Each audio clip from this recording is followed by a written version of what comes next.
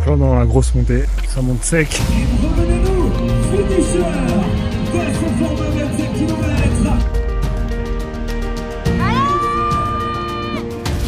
C'est combien d'engagés cette année sur les différentes courses en tout? Là, je l'ai sous les yeux, on est à 3212 dossards à remettre.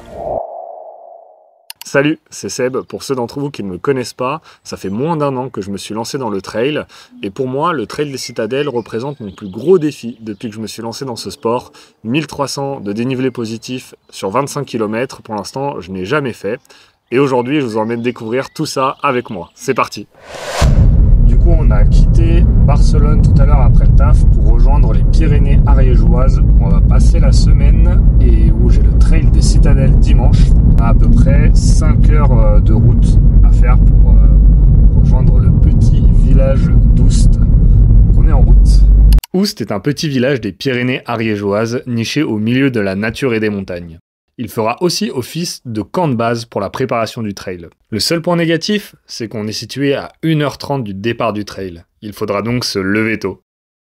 Et après être passé faire quelques achats au Vieux Campeur, mais aussi avoir récupéré Virgile, que vous connaissez bien sur la chaîne, on entame la préparation du matériel pour la course. Et du coup, j'ai acheté des nouveaux bâtons Leki, très bon bâton, mais j'ai pas de carquois ou de trucs pour les mettre sur le petit sac de 5 litres Décathlon, donc ça va être compliqué.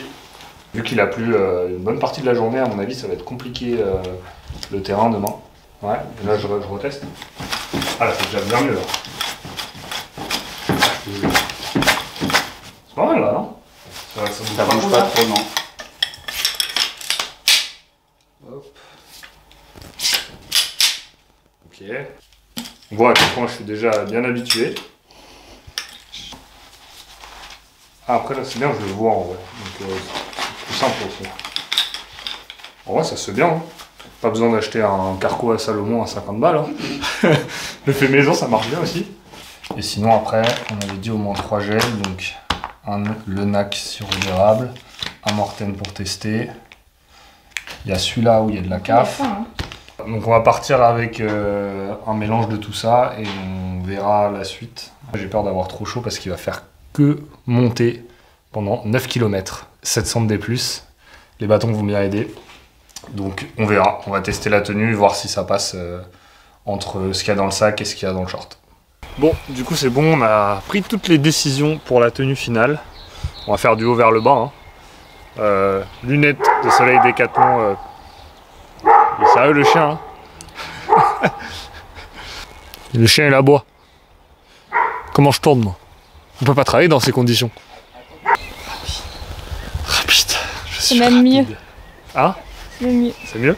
Dans ce sac là, il va avoir du coup 2 flasques de 250 ml avec de l'isotonique et des électrolytes. Je vais avoir aussi en réplication ici la même chose, donc j'aurai en tout 50 centilitres de chaque. Et dans ce sac j'aurai aussi ma caméra Insta360 pour pouvoir filmer avec la perche. Ça rajoute un petit peu de poids mais c'est pour le contenu.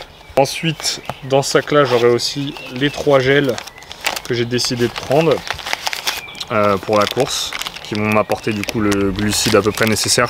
Dans ce sac là j'aurai toujours du coup les bâtons avec la fameuse mise en place un petit peu maison pour le carquois. Donc on verra si vraiment ça m'aide dans la montée. Moi je pense que oui, utilisant des bâtons en randonnée régulièrement, normalement ça devrait vraiment bien m'aider sur les montées, même sur le plat possiblement. En descente je pense que je suis pas encore assez expérimenté pour les prendre en trail, donc on verra. Dans les poches, j'aurai juste au cas où un petit gobelet que je peux remettre facilement dans la poche comme ça, si jamais je suis à sec en termes de liquide ou si je veux juste boire de l'eau. Donc on se retrouve demain matin, un peu avant le départ de la course, en espérant que tout se passe bien et que le temps nous soit clément.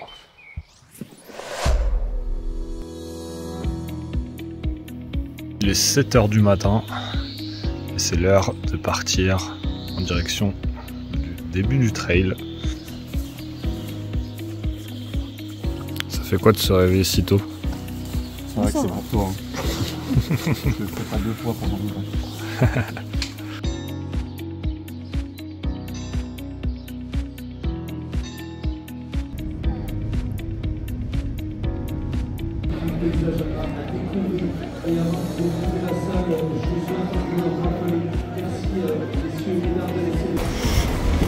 On a tout qui est prêt, on a récupéré les dossards, mais il fait froid, il fait bien froid. Là, départ dans 15 minutes. On va s'échauffer un petit peu. D'applaudir à mes spectateurs au fur et à mesure que j'avance. Et les applaudissements, on va les amener vers les trailers. Parce que c'est vos applaudissements qui vont les amener jusqu'au bout de cette course. On monte les applaudissements. Et on leur ramène, et on leur envoie un maximum d'énergie pour tous les participants. 7 et 6. 4, 3, 2, 1, et c'est parti! Allez, bonne course à tous! Régalez-vous, profitez un maximum! Et prenez-nous, finisher de ce format 25 km! On se reverra ici même dans quelques heures! Bonne chance, bonne course et profitez! Le parcours commence par un faux plat montant sur environ 4 km, puis enchaîne par la montée nous emmenant au point culminant du parcours, le château de Montségur. Ma stratégie est de rester derrière la tête de course et de sortir les bâtons à partir du 4e kilomètre. 5e kilomètre, on est en plein dans la grosse montée. Ça monte sec, terrain boueux, les bâtons ça aide bien. Mais les chaussures elles sont déjà mortes quoi. Bon c'est ça qu'on aime aussi hein.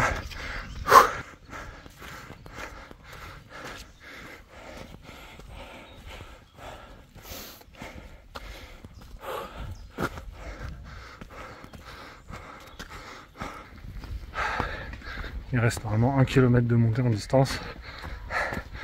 Les jambes sont lourdes du marathon encore. Ça monte bien comme il faut.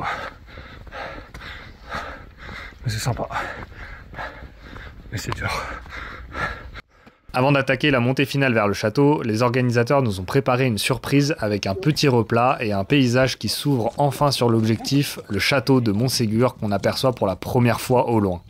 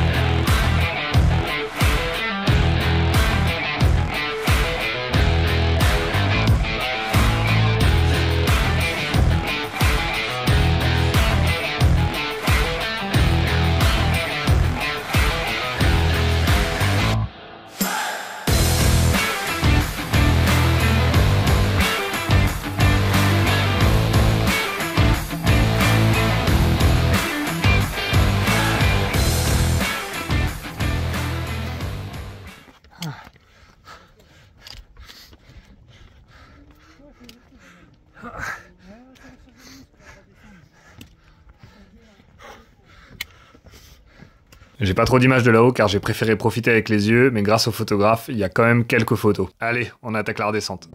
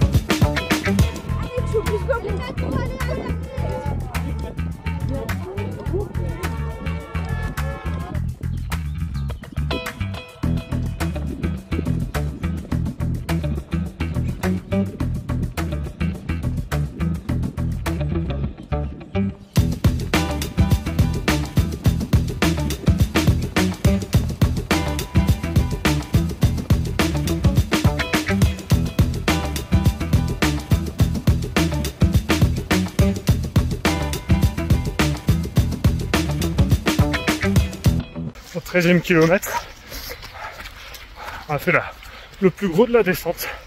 Là, ça c'est devenu un petit peu plus plat. Par contre, c'est le chemin des vaches, quoi. C'est que de la boue partout, jusqu'au mollet. Faut pas se rater, quoi. Sinon tu finis les 4 fers en l'air.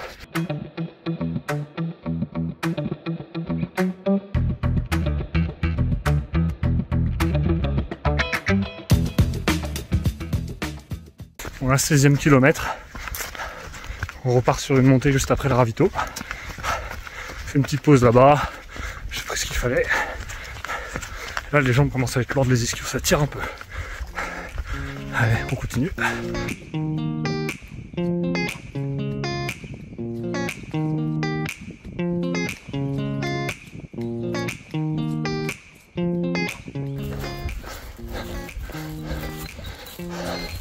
C'est bon, on est en haut là. Il n'y a plus rien derrière. 21e kilomètre. Ah, on vient de faire l'avant-dernière bosse. Putain, c'était dur. Normalement descente, puis dernière montée. Et après c'est la fin.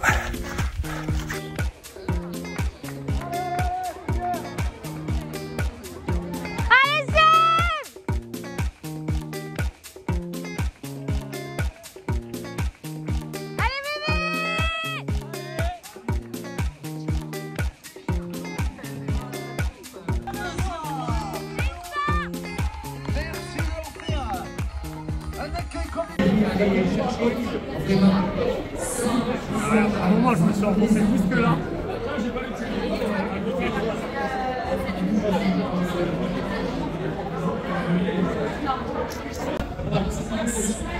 On est là, ça fait 25 km et 1000 de D+.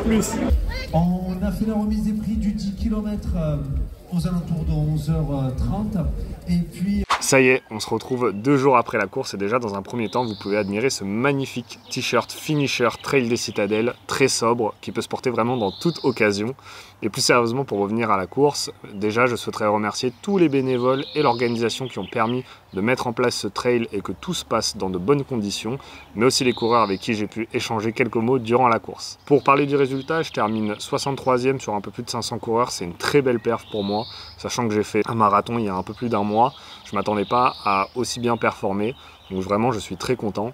Et par rapport au parcours, vraiment c'était magnifique, avec le point culminant à Montségur, c'était incroyable. Pour le reste, c'était très boueux, donc c'était particulier pour moi, qui ai l'habitude de courir en Espagne où c'est très sec. On avait parfois de la boue jusqu'au mollet, et il paraît que vraiment c'est un petit peu ce qui fait le charme de cette course, c'est la classique du Trail des Citadelles. Si vous avez aimé ce nouveau format trail sur la chaîne, n'hésitez pas à me le mettre en commentaire et à laisser un petit like, ça m'aide beaucoup. Et sinon, on se retrouve dans une prochaine vidéo. Allez, ciao ciao!